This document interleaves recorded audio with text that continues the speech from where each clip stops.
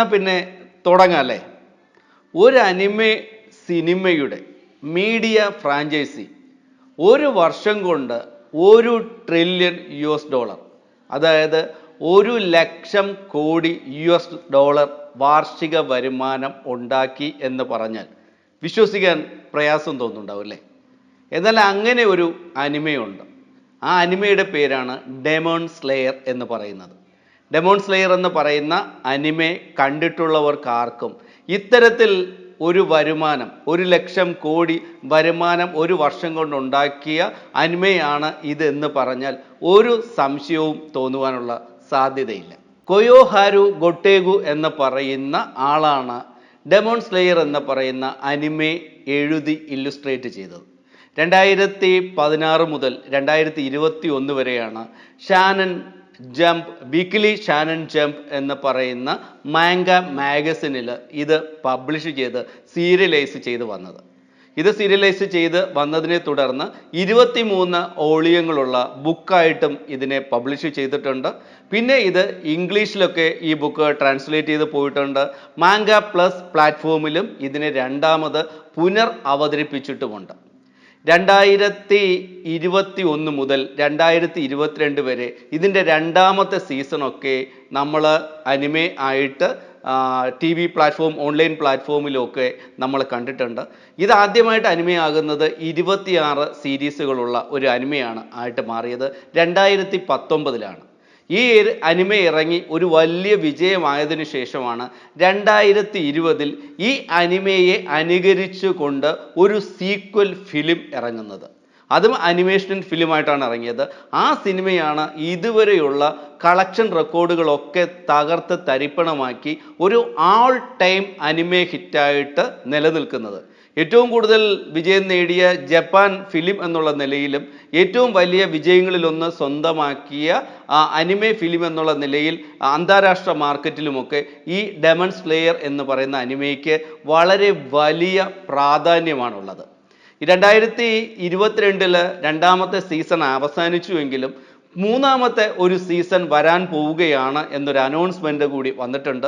2023 ഈ പുതിയ സീസൺ തുടങ്ങുമായിരിക്കും. ചിലപ്പോൾ 2022 തന്നെ ഡെമൺ സ്ലെയറിന്റെ 3ാം സീസൺ വരുമായിരിക്കും എന്നൊക്കെയാണ് ഈ അനിമയുടെ ആരാധകരായിട്ടുള്ള ആൾക്കാർ ചർച്ച ചെയ്തുകൊണ്ടിരിക്കുന്നത്. 2021 വരെ 150 മില്യൺ കോപ്പികളാണ്, ഡിജിറ്റൽ കോപ്പികൾ ഉൾപ്പെടെ 150 മില്യൺ കോപ്പികളാണ് ഈ അനിമയുടേതായിട്ട് പുറത്തിറങ്ങിയിട്ടുള്ളത്.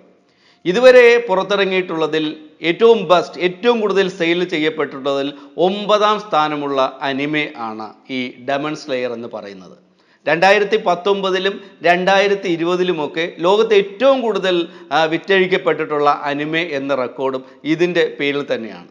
അതോടൊപ്പം തന്നെ ധാരാളം വിമർശനങ്ങളും ഈ അനിമയുടെ പേരിൽ ഉണ്ടായിട്ടുണ്ട്. എങ്കിലും 2019 2029 ഏറ്റവും ബെസ്റ്റ് അനിമെ എന്ന അവാർഡ് നേടിക്കൊണ്ട് വിമർശകരുടെയൊക്കെ വാ അടപ്പിക്കുവാനും ഈ അനിമയ്ക്ക് കഴിഞ്ഞിട്ടുണ്ട്.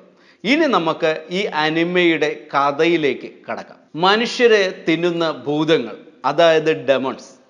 ഈ ഡെമൺസിനെ, ഈ ഭൂതങ്ങളെ വേട്ടയാടി നശിപ്പിക്കുന്ന ഡെമൺ സ്ലേയേഴ്സ്, അതായത് ഭൂതവേട്ടക്കാർ, ഇവരുടെ രണ്ടുപേരുടെയും കഥയാണ്, പോരാട്ടങ്ങളുടെ കഥയാണ് ഈ ഡെമോൺ സ്ലെയർ എന്ന് പറയുന്നത്.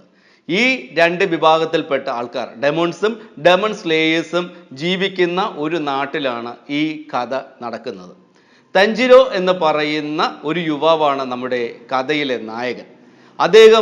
അദ്ദേഹത്തിൻ്റെ കുടുംബത്തോടൊപ്പം മലകൾ നിറഞ്ഞ ഒരു പ്രദേശത്താണ് താമസിച്ചിരുന്നത്. അവിടേക്ക് ഈ ഡെമോൺസ് കടന്നു വരികയും അദ്ദേഹത്തിൻ്റെ കുടുംബാംഗങ്ങളെ മുഴുവൻ കൊന്നു തിന്നുകയും അദ്ദേഹത്തിൻ്റെ സഹോദരിയായ നെസുക്കോയെ ഒരു ഡെമോൺ ആക്കി മാറ്റുകയും ഒക്കെ ചെയ്യുന്നു. ഇത്രയും പ്രതിസന്ധികൾ ജീവിതത്തിൽ ഉണ്ടാകുന്നതോടുകൂടി ഈ ഡെമോൺസിനെ ഏത് തരത്തിലും നശിപ്പിക്കുമെന്ന പ്രതിജ്ഞ എടുത്തുകൊണ്ട് തഞ്ചിരോ ഇവർക്കെതിരെയുള്ള പോരാട്ടങ്ങൾക്ക് വേണ്ടി ഇറങ്ങുന്നു. അങ്ങനെയാണ് നമ്മുടെ തഞ്ചിരോ ഒരു ഡെമോൺ സ്ലെയറായി മാറുന്നത്. ഡെമോൺ സ്ലെയറായി മാറുന്നതിന് ഒരുപാട് പരിശീലനങ്ങളും ആ പരിശീലനങ്ങളോടൊപ്പം ഒരുപാട് പോരാട്ടങ്ങളുടെ രഹസ്യങ്ങളുമൊക്കെ ചർച്ച ചെയ്യുന്നുണ്ട്. അതോടൊപ്പം തന്നെ ഈ ഡെമോൺ സ്ലെയേഴ്സിനെ എപ്പോഴും പ്രചോദിപ്പിച്ചു കൊണ്ടിരിക്കുന്ന ഒരുപാട് മെൻറ്റേഴ്സും ഈ ഡെമോൺ സ്ലെയർ എന്ന് പറയുന്ന അനിമയ്ക്കകത്തുണ്ട്. ഈ അനിമയിൽ ധാരാളം കഥാപാത്രങ്ങൾ വന്നു പോകുന്നുണ്ട്. മെൻറ്റേഴ്സിൻ്റെ രൂപത്തിലും ഡെമോൺസിൻ്റെ രൂപത്തിലും ഡെമോൺ സ്ലേയേഴ്സിൻ്റെ രൂപത്തിലും ഒക്കെ ധാരാളം കഥാപാത്രങ്ങളാണ് വരുന്നത്. ഇത്രയേറെ കഥാപാത്രങ്ങൾ ഈ അനിമയ്ക്കകത്ത് വന്ന് പോവുകയാണെങ്കിലും ഒരിക്കലും ഒരു കഥാപാത്രവും മറ്റൊരു കഥാപാത്രവും തമ്മിൽ ഏതൊരു വിധത്തിലുള്ള സാമ്യത തോന്നാത്ത തരത്തിലാണ് ഇവർ ഇതിൻ്റെ കഥാഗതി മുഴുവൻ നിർമ്മിച്ചു വെച്ചിരിക്കുന്നത്. അതോടൊപ്പം തന്നെ ഈ ഡെമോൺസും ഡെമോൺ സ്ലേയേഴ്സും തമ്മിൽ നടക്കുന്ന പോരാട്ടങ്ങളും ഈ മെൻറ്റേഴ്സിൻ്റെ ഇടപെടലുമൊക്കെ വിവരിക്കുന്ന ഭാഗങ്ങളിലും ഇത്രയും വലിയ 10-27 എപ്പിസോഡുകളുള്ള ഈ വലിയ സീരീസിനകത്ത് ഒരു സ്ഥലത്ത് പോലും ഇതിനൊരു ആവർത്തന വിരസത ഉണ്ടാകാത്ത വിധത്തിലാണ് ഇതിൻ്റെ തിരക്കഥയൊക്കെ ഭംഗിയായിട്ട് എഴുതി വച്ചിരിക്കുന്നത്. നായകനും വില്ലനും തമ്മിലുള്ള നന്മയും തിന്മയും തമ്മിലുള്ള പോരാട്ടം തന്നെയാണ് ഡെമോൺ സ്ലേയേഴ്സും ചർച്ച ചെയ്യുന്നത്. ഇതിലെ നായകൻ്റെ പോരാട്ടവും നായകന് മുകളിൽ നിൽക്കുന്ന വില്ലൻ്റെ തിരിച്ചടികളുമൊക്കെ വളരെ മനോഹരമായിട്ട് തന്നെയാണ് ചിത്രീകരിച്ചിരിക്കുന്നത്. തൻ്റെ അനിയത്തിയായ നെസൂക്കോയെ തിരികെ ജീവിതത്തിലേക്ക് കൊണ്ടുവന്ന് ഡെമോൺ അല്ലാത്ത രീതിയിലേക്ക് ഡെമോണായി ജീവിക്കുന്ന നെസൂക്കയെ തിരികെ മനുഷ്യരൂപത്തിലേക്ക് മടക്കി കൊണ്ടുവന്ന് ഒരു മനുഷ്യ സ്ത്രീയായിട്ട് ജീവിപ്പിക്കുക എന്ന തഞ്ചിരോയുടെ ആഗ്രഹം ആവശ്യമാണ് ഈ പോരാട്ടങ്ങൾക്കെല്ലാം കാരണമായിട്ട് മാറുന്നത്. ഓരോ കഥാപാത്രങ്ങൾക്കും കൃത്യമായ കഥകളും ഭൂതകാലവും ഒക്കെ ചേർത്ത് വെച്ചു കൊടുക്കുവാൻ ഇതിൻ്റെ എഴുത്തുകാർ അല്ലെങ്കിൽ തിരക്കഥ എഴുതിയവരും കഥ സൃഷ്ടിച്ച വ്യക്തിയുമൊക്കെ കിണഞ്ഞ് പരിശ്രമിച്ചിട്ടുണ്ടെന്ന് ഡെമോൺ സ്ലേയർ കാണുമ്പോൾ നമുക്ക് മനസ്സിലാകും. ഇതിലെ ഡെമോൺ ആയി തീർന്ന മനുഷ്യർക്ക് അല്ലെങ്കിൽ ആ ഭൂതങ്ങളായി ജീവിക്കുന്നവർക്ക് ഒരു കഴിഞ്ഞ കാലമുണ്ട്. ആ കഴിഞ്ഞ കാലമാണ് അവർ ഭൂതങ്ങളായി തീരുവാനുള്ള കാരണമെന്ന് പറയുന്നത്. ആ കാരണമൊക്കെ ഓരോ മനുഷ്യനും വ്യത്യസ്തമായ കാരണങ്ങളാണുള്ളത്. ആ വ്യത്യസ്തമായ കാരണങ്ങളൊക്കെ തന്നെ വളരെ കൃത്യതയോടുകൂടി പറഞ്ഞ് അവതരിപ്പിക്കുവാൻ ഇതിൻ്റെ പിന്നിൽ പ്രവർത്തിച്ചവർക്ക് കഴിഞ്ഞിട്ടുണ്ട്. അതോടൊപ്പം തന്നെ ഈ ഭൂതവേട്ടക്കാർക്കും ഡെമോൺ സ്ലേയേഴ്സിനും അവർ ഭൂതവേട്ടയ്ക്ക് ഇറങ്ങുന്നതിന് കൃത്യമായ കാരണങ്ങളുണ്ട്. അവരുടെ കാരണങ്ങൾ പലതും അവർക്ക് ഈ ഭൂതങ്ങളിൽ നിന്ന് നേരിടേണ്ടി വന്നിട്ടുള്ള ദുരനുഭവങ്ങളാണെങ്കിലും ഓരോ ആൾക്കാരും ഓരോ ഭൂതവേട്ടക്കാരും ഡെമോൺ സ്ലേയേഴ്സും അനുഭവിച്ച അനുഭവങ്ങളെ വളരെ കൃത്യതയോടുകൂടി അവതരിപ്പിച്ച് ജനങ്ങളെ കാഴ്ചക്കാരെ ബോധ്യപ്പെടുത്തുവാൻ ഇതിൻ്റെ പിന്നണി പ്രവർത്തകർ നടത്തിയ ശ്രമം നന്നായിട്ട് തന്നെ വിജയിച്ചിട്ടുണ്ട്. ശരിക്കും ഈ അനിമേകളൊക്കെ കാണുമ്പോഴൊക്കെ തന്നെ കഴിഞ്ഞ ദിവസവും ഞാൻ പറഞ്ഞിരുന്ന ഒരു കാര്യമാണ്, ഇത്രയും വ്യത്യസ്തമായിട്ടുള്ള ആശയങ്ങൾ, വ്യത്യസ്തമായിട്ടുള്ള കഥകൾ, ചിന്തകൾ എങ്ങനെയാണ് ഇവർ വളർത്തിയെടുക്കുന്നതും ഈ ചിന്തകളെ ഇവർ ഇത്രയും വലിയ അനിമേകളോ അല്ലെങ്കിൽ ഇല്ലുസ്ട്രേഷനോ ഒക്കെ ആക്കി മാറ്റി നമ്മുടെ കാഴ്ചക്കാരുടെ മുന്നിലേക്ക് എത്തിക്കുന്നുവെന്നൊക്കെ. നമ്മുടെ നാട്ടിലുമൊക്കെ നമ്മൾ യക്ഷിക്കഥകളും ഭൂതങ്ങളുടെ കഥകളും ഒക്കെ ഒരുപാട് പ്രാവശ്യം കണ്ടിട്ടുണ്ട്. മോഹൻലാലിൻ്റെയൊക്കെ ശ്രീകൃഷ്ണ പരുന്ത് എന്ന സിനിമയും മമ്മൂട്ടിയുടെ അധർവം എന്ന സിനിമയൊക്കെ കണ്ടിട്ട് ഈ ഭൂതങ്ങളെയും പ്രേതങ്ങളെയും കണ്ട് നമ്മൾ പേടിക്കുകയും നിലവിളിക്കുകയും കരയുകയും ഒക്കെ കുട്ടിക്കാലത്ത് ചെയ്തിട്ടുണ്ട്. അത് കഴിഞ്ഞ് മണിച്ചിത്രത്താഴ് വന്നപ്പോൾ ഈ ഭൂതങ്ങളുടെയും പ്രേതങ്ങളുടെയും പിന്നാമ്പുറത്തിലുള്ള മാനസികമായിട്ടുള്ള അല്ലെങ്കിൽ സൈക്കോളജിക്കലായിട്ടുള്ള കാരണങ്ങളൊക്കെ ചർച്ച ചെയ്ത് ആ സിനിമയും നമ്മളെ പീഡിപ്പിച്ചിട്ടുണ്ട്. അത് കഴിഞ്ഞ് അടുത്ത സമയത്ത് വന്ന മമ്മൂട്ടിയുടെ പ്രീസ്റ്റ് എന്ന സിനിമയിൽ അദ്ദേഹം ഒരു ഭൂതവേട്ടക്കാരൻ്റെ അല്ലെങ്കിൽ ഒരു പ്രേതവേട്ടക്കാരൻ്റെ കഥാപാത്രമാണ് അവതരിപ്പിച്ചത്. അതിലെയും രംഗങ്ങളൊക്കെ കണ്ട് നമ്മൾ ഞെട്ടിത്തരിച്ചിട്ടുണ്ട്. പക്ഷെ അത്തരം രംഗങ്ങൾ അല്ലെങ്കിൽ അത്തരം സിനിമകളൊക്കെ കണ്ട് പരിചയിച്ചിട്ടുള്ളവർ, അത്തരം സിനിമകൾ ഇഷ്ടപ്പെടുന്നവർ ഈ ഡെമോൺ സ്ലേയർ എന്ന് പറയുന്ന ഈ അനിമെ ഒന്ന് കണ്ടു നോക്കണം.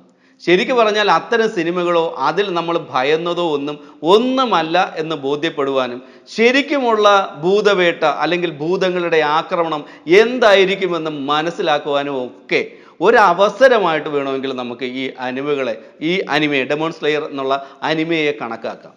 എത്ര കൃത്യതയോടുകൂടിയാണ് ഓരോ കഥാപാത്രങ്ങളുടെയും രൂപങ്ങളെയും ഭാവങ്ങളുമൊക്കെ അവർ ചിത്രീകരിച്ചിരിക്കുന്നതെന്നും ഇവരുടെയൊക്കെ പ്രവൃത്തിയിലെ ന്യായവും അന്യായവും ഒക്കെ എത്ര കൃത്യതയോടുകൂടിയാണ് സൂക്ഷ്മമായി വർണ്ണിച്ചിരിക്കുന്നത്, ചിത്രീകരിച്ചിരിക്കുന്നത്, നമ്മളെ അനുഭവിപ്പിക്കുന്നത് എന്നൊക്കെ അറിയാൻ ഈ അനിമകൾ ഒരു പ്രാവശ്യമെങ്കിലും നമ്മൾ കണ്ടിരിക്കണം. അനിമകൾ എന്ന് പറയുന്നത് ഒരു ചെറിയ സംഭവമല്ല എന്ന് പല പ്രാവശ്യം ഞാൻ പറഞ്ഞിട്ടുണ്ട്. ഹോളിവുഡ് സിനിമകളെയൊക്കെ വെല്ലുവിളിക്കുന്ന തരത്തിലേക്ക് ഒരു വലിയ ഉയർന്ന നിലവാരത്തിലേക്ക് എത്തി നിൽക്കുന്ന ഈ അനിമെ എന്നുള്ള മേഖല നമ്മളുമൊക്കെ കൃത്യമായിട്ട് കാണേണ്ടതും കണ്ടിരിക്കേണ്ടതുമായിട്ടുള്ള സംഗതികളാണ്.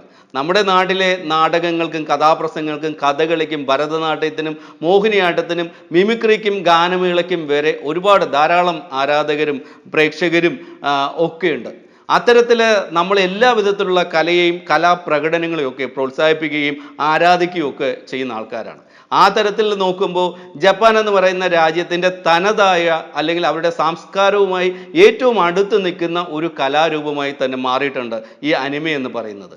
ജപ്പാന്റെ പഴയ സംസ്കാരത്തെയും അവരുടെ സാമൂഹ്യപരമായ മാറ്റങ്ങളെയും ഒക്കെ ഉൾക്കൊണ്ടുകൊണ്ട് അതിൽ നിന്നൊക്കെ കടമെടുത്തിട്ടുള്ള പല വിഷയങ്ങളുമൊക്കെ കൂട്ടിച്ചേർത്തുകൊണ്ട് തന്നെയാണ് ഈ അനിമകളെല്ലാം തന്നെ സൃഷ്ടിക്കപ്പെട്ടിട്ടുള്ളതും അതിൻ്റെ കഥകളൊക്കെ അവർ എഴുതി ഉണ്ടാക്കിയിട്ടുള്ളതും.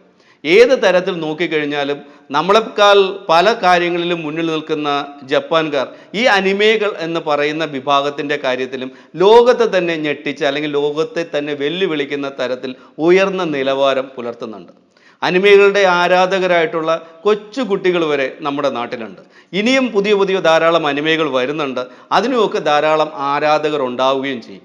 ഇതുവരെ അനിമകൾ ഒന്നും കണ്ടിട്ടില്ലാത്തവർ കഴിഞ്ഞ ദിവസം ഞാൻ പറഞ്ഞതുപോലെ ഡെത്ത് നോട്ട് എന്ന് പറയുന്ന അനിമയെ കാണുകയോ അല്ലെങ്കിൽ ഡെമോൺ സ്ലെയർ എന്ന് പറയുന്ന അനിമയെ കണ്ടു തുടങ്ങുകയോ ഒക്കെ ചെയ്യുക. തീർച്ചയായിട്ടും നിങ്ങൾ ഈ തരത്തിലുള്ള അനിമകളുടെ ആരാധകരായി മാറും എന്നുള്ളത് തീർച്ചയാണ്. ഡെമോൺ സ്ലെയറിൻ്റെ 3ാം വരവ് കാത്തിരിക്കുകയാണ് എല്ലാവരും. എന്തായാലും ഒരു ഗംഭീരമായ വരവ് തന്നെയായിരിക്കും. ആ വരവിനായിട്ട് നമുക്ക് കാത്തിരിക്കാം.